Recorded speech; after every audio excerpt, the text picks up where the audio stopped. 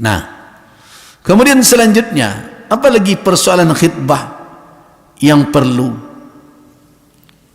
untuk difahami? Boleh tak mengulang calik?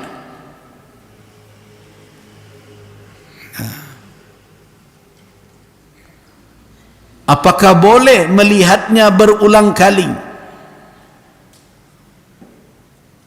Sudah lihat sekali, mesti calik lo lihat. Nah, dalam perkara mengulang melihat itu ada dua pendapat dalam perkara ini. Mazhab Syafi'i dan mazhab Hambali mengatakan bahawa mengulang melihat calon tunangan itu hukumnya jaiz, boleh. Nah, karena syariat tidak memberi batasan berapa kali melihatnya. Syariat memberikan tujuan, yaitu melihat apa yang membuat dia tertarik untuk meminang dan menikahinya. Karena ada orang ko penganai hati, sekali calik langsung laki sekali. Ada orang pernah nindak, sekali biasa-biasa, lanang kedua baru ada mengenai hati, kan begitu.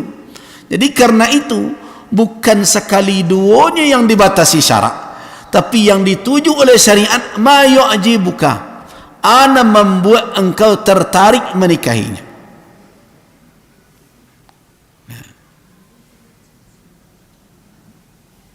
Nabi apakah melihat juga? Ya, Nabi juga melihat. Ummul Mukminin Aisyah, bagaimana Nabi melihat? Nabi diperlihatkan di dalam mimpi beliau. Jadi di dalam mimpi beliau dikatakan oleh Nabi kepada Ummul Mukminin Aisyah, datang malaikat membawa suatu keranda yang di dalamnya tertutup mulanya ada seorang wanita. Malaikat berkata, ini adalah istrimu, dan ketika disingkap ternyata engkau wahai Aisyah.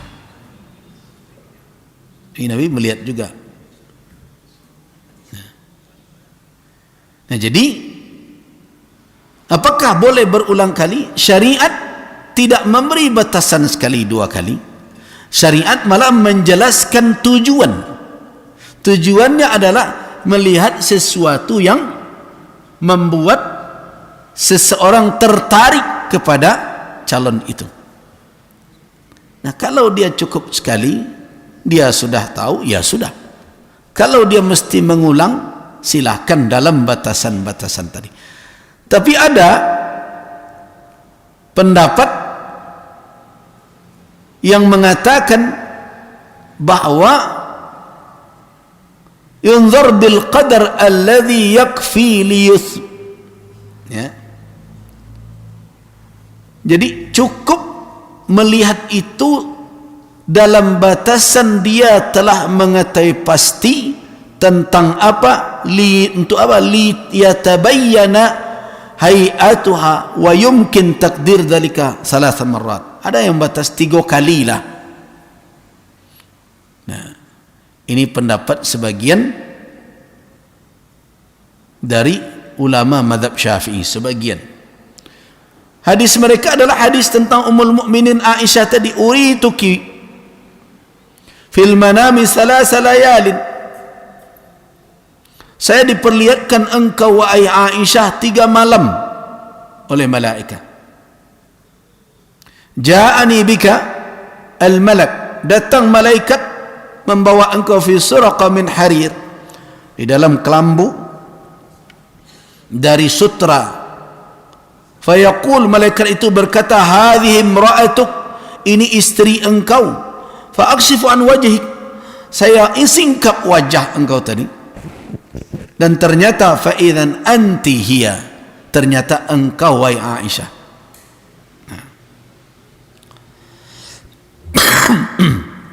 Artinya apa? Inilah yang dijadikan dalil oleh sebagian ulama yang mengatakan 3 kalilah cukup itu. Karena dengan melihat 3 kali itu sudah terlihat, sudah diketahui apa yang membuat seseorang menjadi tertarik. Nah, saya lebih cenderung kepada pendapat yang membatasi. Tapi tidak bisa dibatasi dengan bilangan. Batasnya adalah sampai dia mendapatkan apa yang menjadi ketertarikan dia untuk berkeinginan meminangnya. Kalaulah bersuo, tidak usah lagi ditarian. Kenapa? So kalau dibiarkan terus tanpa batas, sekali dia gih, amu yang lapih sadonya tu. Jadi karena itu cukup. Apa yang ingin diketahui? Posturnya sudah terlihat, wajahnya sudah tampak, apalagi lapak tangannya sudah. Kemudianlah mengecek lejenyo, dan terdengar suaranya, selesai. Alih yang dicari. Nah, kalau sudah didapatkan apa yang diinginkan dengan informasi dan penglihatan itu sudah cukup untuk mengetahui bagaimana wanita tersebut sehingga tertarik, cukup sudah, tidak usah diulang-ulang. Nah. Jadi ada batas, bukan tidak ada batas, tetapi batas seperti itu tidak bisa batas 3 kali, 2 kali. Kalau memang harus bertemu pertama sepintas sekali, ya sudah. Bertemu kedua, ya duduk melihat di bawah pengawasan orang tuanya. Yang ketiga, mungkin perlu mendengar pembicaraannya, ya sudah. Kalau perlu 4, ya selama sudah selesai, sudah ditemukan, berhenti pada batas itu, sudah, silakanlah pinang lagi. Berarti sudah ada alasan untuk seseorang itu maju meminang wanita tersebut. Nah, kemudian apakah dibolehkan melihat itu diwakilkan kepada orang lain? Hukumnya boleh.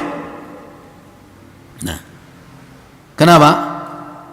Karena perbuatan Nabi SAW, yaitu anna nabiyya, ini hadis Anas ibn Malik radhiyallahu anhu yang diriwayatkan oleh al-Imam al-Hakim An-Naisaburi dan Imam al-Baihaqi. Nabi SAW idza arada an yatazawwaja, apabila ingin menikahi seorang wanita, fa ba'atha bimra'atin, nah, beliau mengutus seorang wanita yang menjadi pakar biasanya, itu namanya Ummu Sulaim. Ini Ummu Sulaim ini mengerti betul. Nah, tanzuru ilaiha, untuk melihat wanita tersebut. Nah, faqala, apa yang disuruh oleh Nabi? Summi awaridaha wanzuri ila arqubiha. Di Nabi SAW menyuruh ciumi atau bau mulutnya,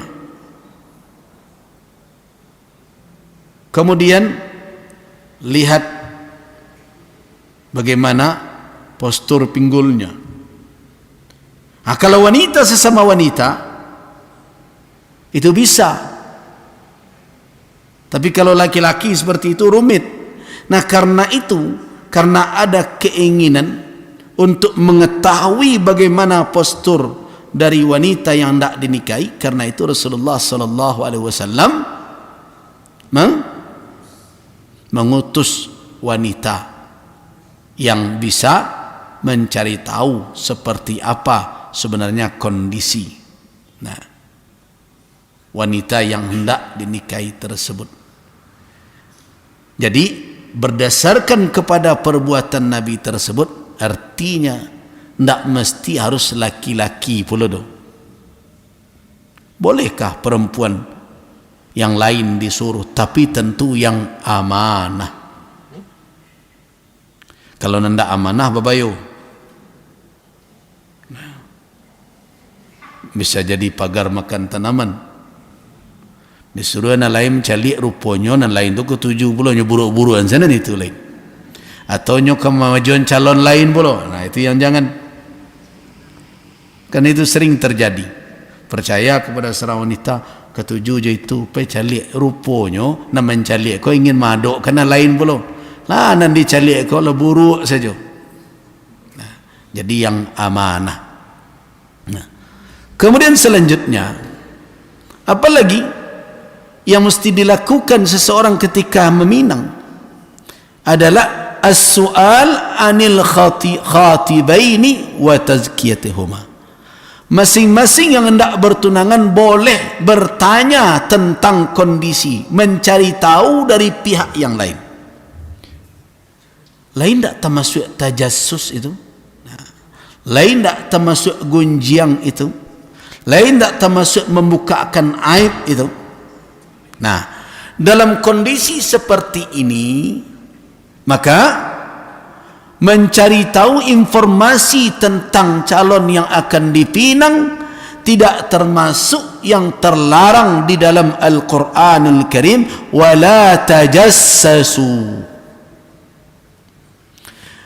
Dan mengucapkan, menjelaskan kekurangan dari orang yang akan dipinang apabila ditanya dan orang meminta amanah kita untuk menjelaskan, kemudian dijelaskan apa adanya tanpa membuat-buat cerita, itu tidak termasuk ghibah dan membuka aib. Ini yang perlu diingat. Nah, dikarena itu at-ta'arrufu 'ala al-khatibaini la budda minhu, mengenali siapa yang akan bertunangan dari pihak manapun. Ini bukan laki-laki saja, karena hak dalam perkara ini sama keduanya. Tapi baku tak ada diceritakan pedusi mencelik laki-laki, karena pedusi tak nyaman kalau dijalihkan serupa itu. Intinya hukumnya bagaimana laki-laki berhak untuk melihat calon pasangannya, wanita juga berhak untuk melihat. Wali wanita juga berhak untuk tahu. Jadi itu boleh lo kami mencari calon muda kami. Aku indah, carilah. Kan perlu diketahui bagaimana karakter fisiknya, bagaimana karakter perangainya dan berbagai macam. Berhak sama. Dalam hal ini tidak hanya dikhususkan untuk laki-laki saja, perempuan punya hak yang sama. Kenapa? Karena apa yang dikatakan oleh Rasulullah, liyu'addima, untuk mengekalkan, tidak bisa muncul dari satu pihak. Jadi kelanggengan rumah tangga itu indak batapuk sebelah tangan dah. Itu makanya dibolehkan. Nah, setelah perkara lihat melihat, sekarang bagaimana dengan maklumat, informasi yang penting tentang masing-masing?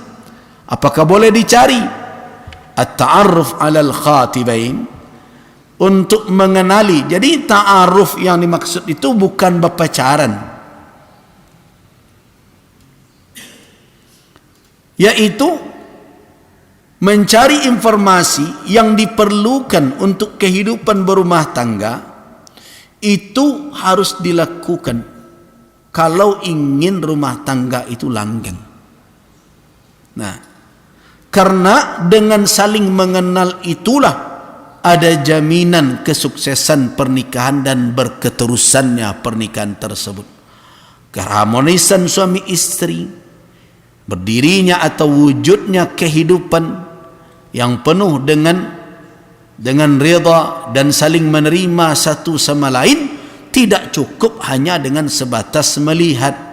Bara banyak orang nan kaniati dek pandangan mata, setelah babawa ternyata kecewa. Banyak terjadi seperti itu. Banang kok tu, yo nyo ganteng dulu ketujuh dah, ternyata dak ganteng tu dak kanyang aja dah. Rupa gantengnya saja yang pertahanan, babadaknya pagi patang mencari pemalih. Ketika minta belanja, kan dah sudah dia berjanji dulu, awak kan lalu dia tekoran zadak ba'a dan makan sepiring berdua. Mata lo. Artinya perlu tahu hal yang lain. Jadi karena itu syariat tidak hanya menganjurkan untuk apa? Untuk sekedar melihat, tapi ta'arruf, mencari tahu. Termasuk juga mencari tentang bagaimana kesalehannya, bagaimana kepemurahannya. Lain tak kikinya kok. Perlu dicari tahu bagaimana amanahnya, bagaimana kejujurannya. Selama ini banyak orang mengeluh, "Nyo ndak jujur dulu ya." Dahulu leh tahu nyo jujur.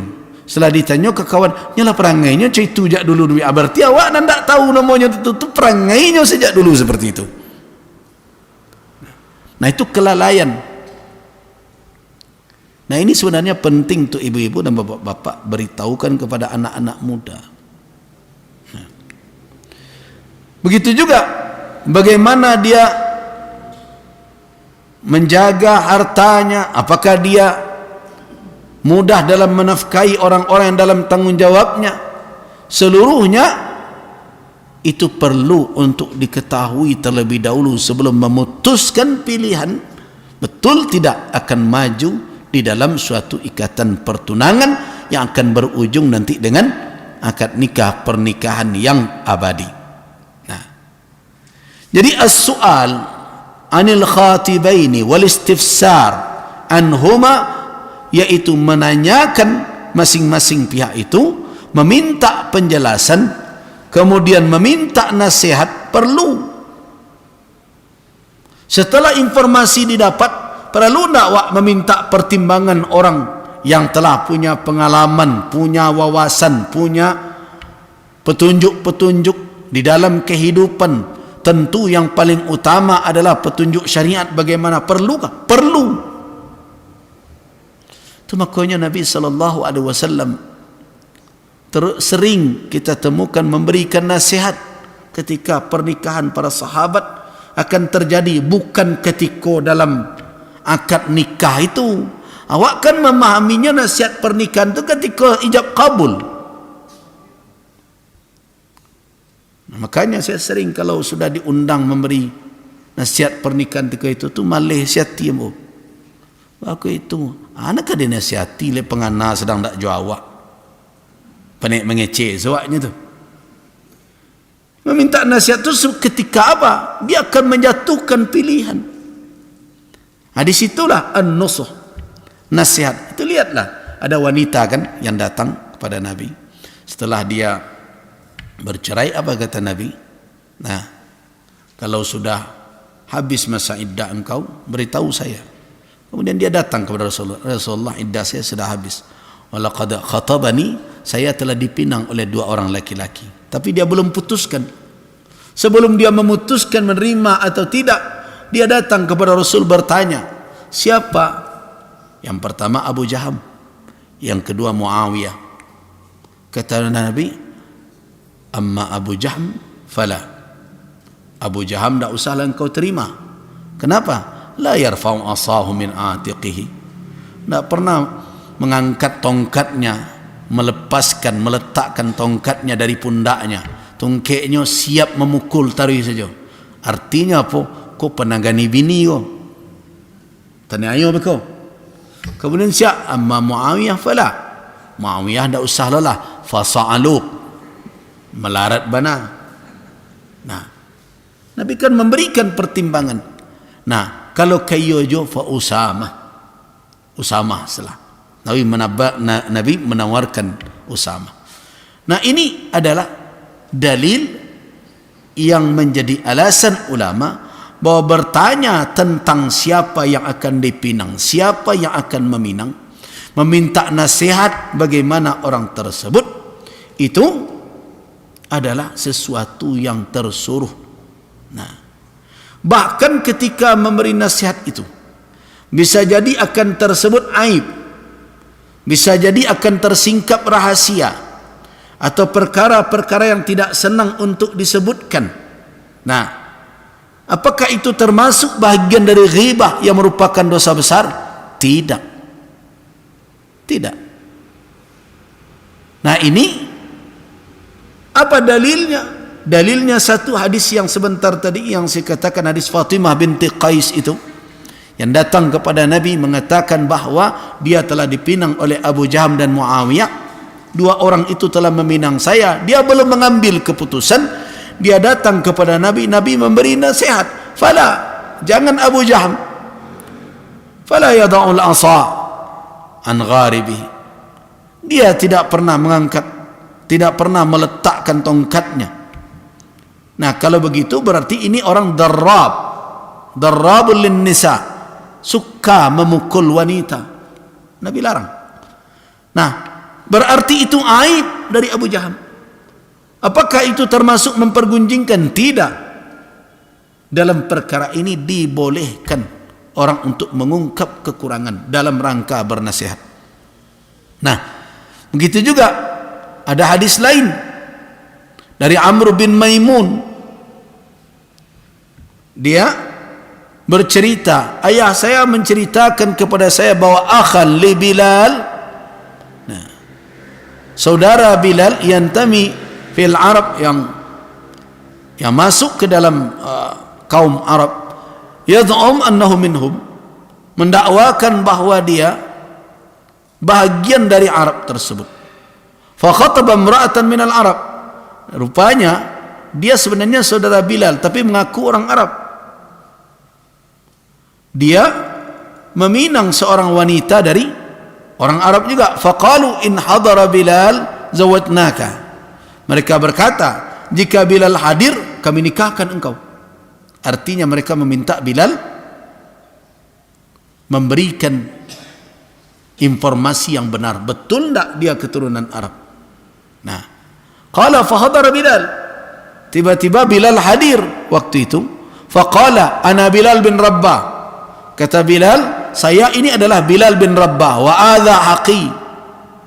Ini saudara saya, amru'un su', dia orang jahat, saudara. Nah, Sayyul khuluq wad din, perangainya nak rancak, agamanya buruk lo. Fa in syi'tum an tuzawwiju fazawwiju. Kalau ketujuh dah kalian menikahkan anak kalian, ya nikahkanlah. Wa in syi'tum an tada'u, kalau kalian tak ingin nikahkan, ya tak usah, kecek Bilal. Faqalu man takun akha. Siapa engkau? Siapa saudara nuzawwijuhu fazawwiju. Kalau begitu, kalau dia, kami memandang engkau saudaranya saja. Karena itu mereka nikahkan. Mereka memandang Bilalnya. Artinya apa yang dilihat di sini? Bilal bin Rabbah tidak menyembunyikan kekurangan saudara. Kau ni tak baik dah kau. Perangainya tak selesai dah kau. Agamanya kurang loh. Kini terserah kalian lah. Kalau kalian nikah, kau tidak berhenti. Tak ada masalah. Nah, tapi karena itu saudara Bilal, mungkin orang ini menganggap kalau dia saudara Bilal nanti bisa berubah atau bagaimana. Nah, ini adalah salah satu contoh bentuk bagaimana orang menyampaikan dengan jujur kalau sudah perkara pernikahan, walaupun kadang aib harus tersebut, walaupun rahasia harus tersingkap, dan itu tidak masuk dalam kategori ghibah, tidak masuk dalam kategori gonjing, dengan catatan jangan mengada-adakan yang tidak ada.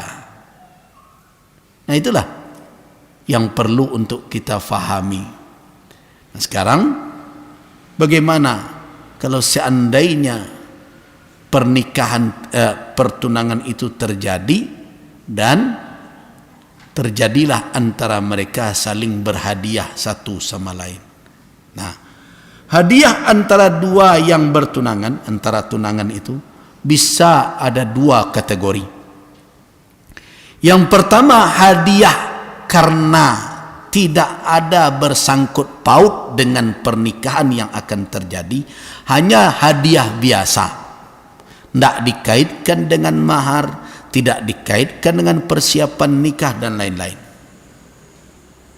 Yang kedua adalah hadiah yang dikaitkan dengan pernikahan, seperti kalau paika pekumbuh biasanya sasudui ala bansua kini, nah, atau kadang sekopor la bansua, atau mahar dek banyak kandaknya batitipkan dahulu.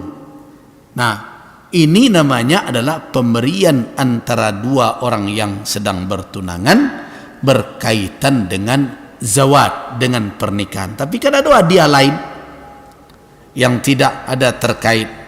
Pai ke pasar, nampak ada sesuatu yang menarik, dibelian, tidak ada kaitannya dengan menikah atau tidak. Nah, dua hadiah ini berbeda nanti kategorinya apabila terjadi kegagalan dalam pertunangan. Nah, dalam perkara ini nanti kita lanjutkan pertemuan yang akan datang. Tapi sebelum itu kita berbicara dulu, boleh tak pertunangan kau diungkai? Lain tak termasuk pengkhianat janji kalau seseorang membatalkan pertunangan. Nah, insyaAllah pada pertemuan yang akan datang kita bicarakan. Allahu a'lam.